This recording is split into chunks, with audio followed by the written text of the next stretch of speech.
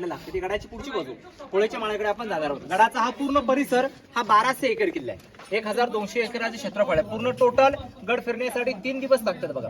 त्यामध्ये अशा 350 बिल्डिंग्स आहेत, 11 तलाव आणि 84 मोठे पाण्याचे हौद आहेत बघा। त्यातला अति महत्त्वाचा बाल्य किल्ला माझ्यासोबत आपण तासाभरामध्ये पाहू शकता। याला महत्त्वाचा बाल्य किल्ला म्हटलं जातं बघा। गडाची उंची समुद्र सपाटीपासून 2851 फूट आहे। गाडी पार्किंग केली तिथून इथपर्यंत गडाची उंची 1375 फूट आणि ह्यापूर्वी रायरी नावाने ओळखला डोंगर जावळीचे चंद्रराव मोरे आदिलशहाचे सरदार यांच्याकडून राजांनी 15 मे 1656 ला हा रायरीचा डोंगर जिंकला। याच्या अगोदर जावळीच्या मोऱ्यांना छत्रपती शिवरायांनी प्रेमाने पत्रवलं होतं की जावळीचे मोरे तुम्ही आपल्या स्वराज्य घेऊन सामील व्हा।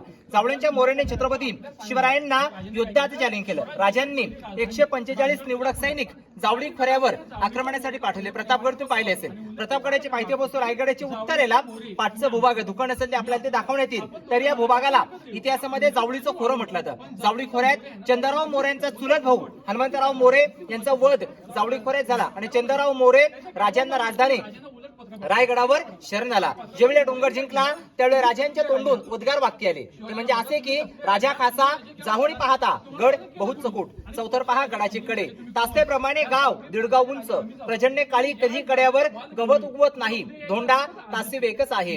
दौलत बाधा पृथ्वीवरती चकोड गड खरा परंतु उंचीने थोडका।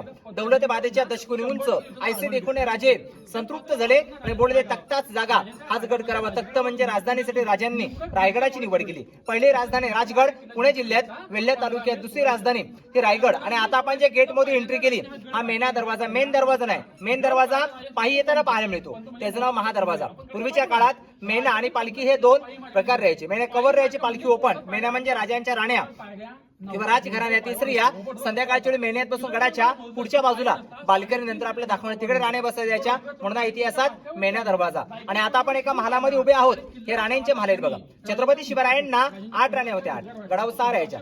मग 2 राण्या राहायचे कुठे आपला प्रश्न पडतो। सईबाई राजगडावर पुण्यामध्ये छत्रपती शिवाजी राजे रायगडावर येण्या अगोदर सईबाईंचं निधन राजगडावर झालं। संभाजी राजे 2 वर्षाचे असताना त्यावेळी आणि पुतळाबाई गडाच्या खाली एक पाचड गाव लागलं बघा। तिथे राष्ट्रमाता जिजाऊ मासाहेबांच्या सेवेला खाली पुतळाबाई राहायचे। सर्व राण्यांची नावं सांगतो। सईबाई स्वैराबाई, काशीबाई सकवारबाई, लक्ष्मीबाई गुणवंतबाई, पुतळाबाई सगुणाबाई। स्वराज्यात सैनिक कमी होते, स्वैरसंबंध वाढावा म्हणून राजांनी नामवंत सरदारांच्या मुलींशी लग्न केले। त्या काळातले हे पॉलिटिकल राजकारण। आज जेवढे आपण गडावर या इमारती पाहतोय यांच्यावर छतवती वरतून लाकडं आणि त्याच्यावर मातीची कौलं 10 मे 1818 ला इंग्रजांनी गडावर तोफेचा मारा केला। तेव्हा गडावरची इमारती त्या 11 दिवस पूर्णपणे जळत होत्या। आता भिंतींचे अवशेष चौथर पाहायला मिळते। त्या काळात गडावरच्या या टोटल इमारती बांधण्यासाठी 14 वर्ष लागले बघा। 1656 ते 1670 14 वर्षात गड बांधला। ज्याने गड बांधला ते इंजिनियरचं नाव आहे हिरोजी इंदुलकर। त्यांची माहिती पुढे सांगण्यात येईल। हा पहिला दगडी चौथरा, हे राण्यांचं हॉल बेडरूम, पाठीमागे स्वयंपाकघर,